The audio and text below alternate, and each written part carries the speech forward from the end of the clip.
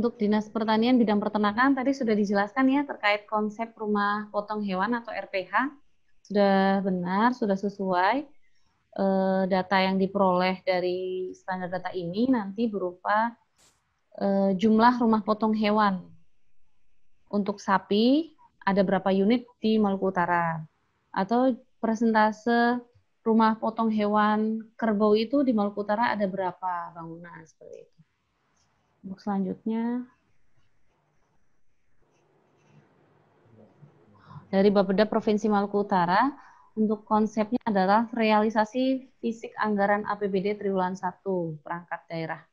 Definisinya suatu rencana sistematis yang berisikan tentang seluruh aktivitas serta kegiatan yang berlaku dalam jangka waktu 1 Januari sampai dengan 31 Maret yang bersumber pada APBD yang telah diwujudkan secara nyata oleh perangkat daerah.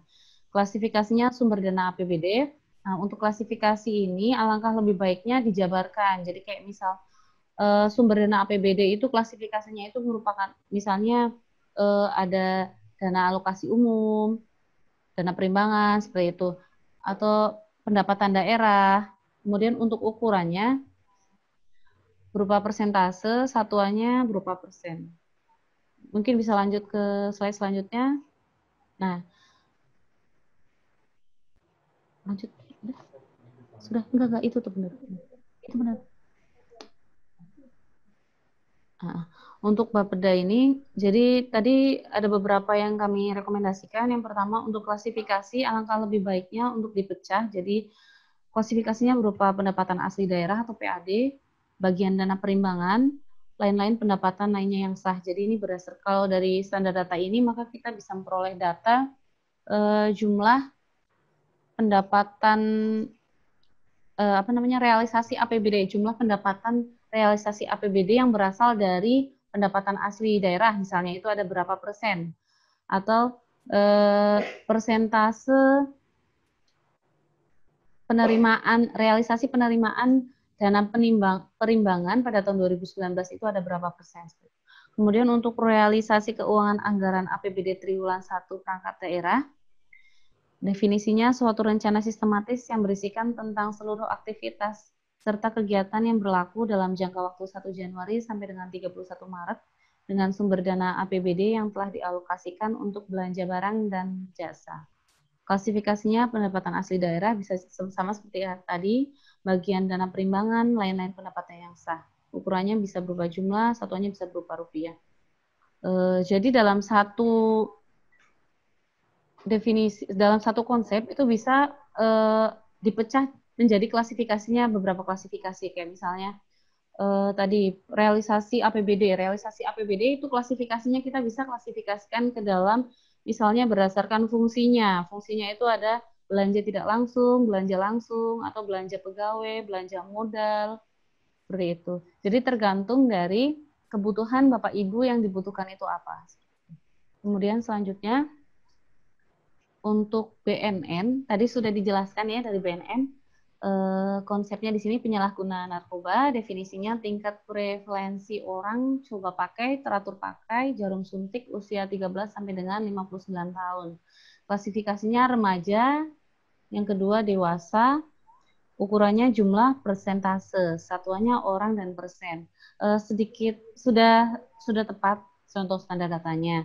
Hanya sedikit masukan mungkin untuk klasifikasi karena yang mungkin nanti di sini kan ada berupa remaja dan dewasa ya.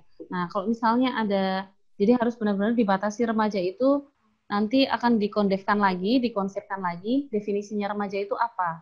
Anak berusia berapa, 13 tahun atau berapa tahun, seperti itu. Kemudian definisinya dewasa itu apa. Penduduk berusia berapa tahun sampai berapa tahun, seperti itu. Kemudian selanjutnya, untuk Dinas ESDM bidang ketenagalistrikan. Konsepnya registrasi sertifikat lain operasi atau SLO tegangan rendah. Definisinya instalasi listrik yang telah terpasang diminta untuk menyambungkan KWH meter yang sebelumnya dilakukan registrasi untuk diterbitkan sertifikat lain operasi tegangan rendah pada perpelangan kecamatan dalam kabupaten kota di Provinsi Maluku Utara. Untuk klasifikasinya ada registrasi pelanggan tegangan rendah, daya 400 sampai dengan 11.000 volt ampere. Yang ketiga daya 13.900 sampai dengan 22.000 volt ampere. Ukurannya jumlah, satuannya pelanggan. Mungkin kalau untuk definisi sudah sesuai sih, cuman kalau misalnya lebih bagus lagi jika definisinya itu berdasarkan pada suatu konsep tertentu gitu. Jadi kalau misalnya memang ada undang-undang yang menjelaskan tentang sertifikat layak operasi atau SLO tegangan rendah itu di SDM itu seperti apa, alangkah lebih baik mengutip dari situ supaya batasannya jelas. Untuk selanjutnya dari KPU konsepnya DPT, daftar pemilu tepat. Daftar pemilu tetap. Kemudian definisinya dari KPU, DPT adalah daftar pemilih tetap yang merupakan data warga negara Indonesia yang telah memenuhi syarat sebagai pemilih. Untuk klasifikasi jenis kelamin, ukurannya jumlah, satuannya orang. Nah, ini beberapa review dari kami. Selanjutnya, ada beberapa rekomendasi dari kami. Yang pertama untuk konsep, sebaiknya konsep itu bukan daftar pemilih tetap, tetapi pemilih tetap. Karena daftar itu kan berupa list nama-nama seperti itu. Jadi konsepnya di sini adalah pemilih tetap. Definisinya, pemilih tetap merupakan warga negara Indonesia yang telah memenuhi syarat sebagai pemilih. Nah, kemudian rekomendasi dari kami untuk lebih dalamnya lagi, alangkah lebih baiknya dijabarkan lagi syarat sebagai pemilih itu seperti apa. Jadi pemilih tetap merupakan warga negara Indonesia yang telah memenuhi syarat sebagai pemilih, yaitu misalnya berusia 17 tahun.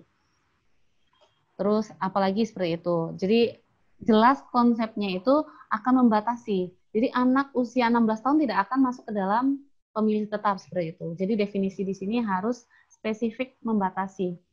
Kemudian untuk klasifikasi bisa dipecah laki-laki dan perempuan.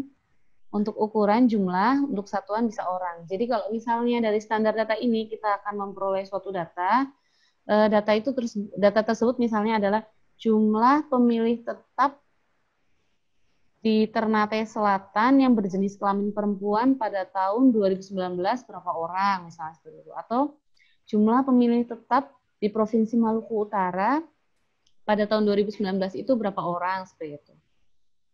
Kemudian untuk selanjutnya Biro Umum Setda Provinsi Maluku Utara.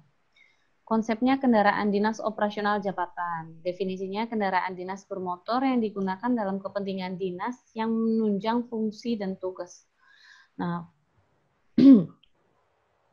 mungkin untuk definisi di sini sedikit sarannya, memang sudah tepat ini, sudah tepat seperti formatnya sudah tepat untuk standar data. Alangkah lebih baik jika di definisi ini kendaraan dinas bermotor yang digunakan dalam kepentingan dinas yang menunjang tugas dan fungsi. Tugas dan fungsi di sini lebih dijabarkan, tugas dan fungsi apa. Jadi batasan standar datanya sudah jelas, lebih jelas. Untuk klasifikasinya, roda 2 dan roda 4, untuk ukurannya jumlah, untuk satuannya berupa unit. Jadi kalau dari standar data ini kita memperoleh data, maka misalnya data jumlah kendaraan bermotor, jumlah kendaraan dinas roda 4 di Provinsi Maluku Utara itu ada berapa? Atau jumlah kendaraan dinas roda 2 di Provinsi Maluku Utara itu ada berapa unit? Seperti itu. Selanjutnya, Dinas Pangan. Tadi sudah disampaikan, ya. Lanjut lagi. Tadi sudah disampaikan ya. Untuk selanjutnya, Dinas Pendidikan. Ya, Dinas Pendidikan kemarin mengirimkan standar data seperti ini, konsepnya pendidikan, definisinya pendidikan adalah pembelajaran, pengetahuan, keterampilan, dan kebiasaan sekelompok orang yang diturunkan dari suatu generasi ke generasi berikutnya melalui pengajaran, pelatihan, atau penelitian.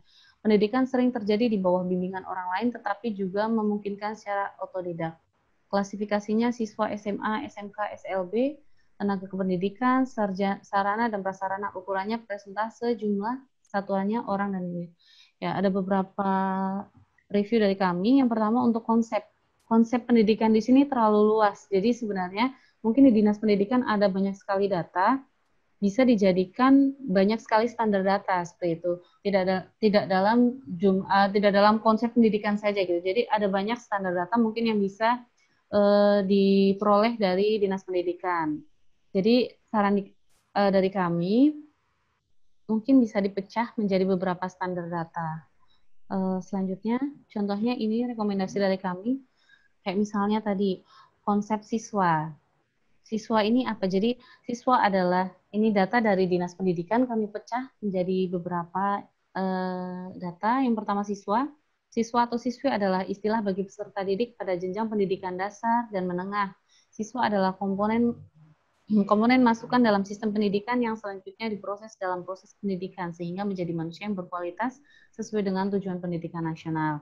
Klasifikasinya bisa berupa jenis kelamin, laki-laki perempuan, kemudian bisa juga SMA berdasarkan jenjang pendidikannya, SMA, SMK, SLB, kemudian untuk ukurannya bisa berupa jumlah, persentase, untuk satuannya bisa orang, persen.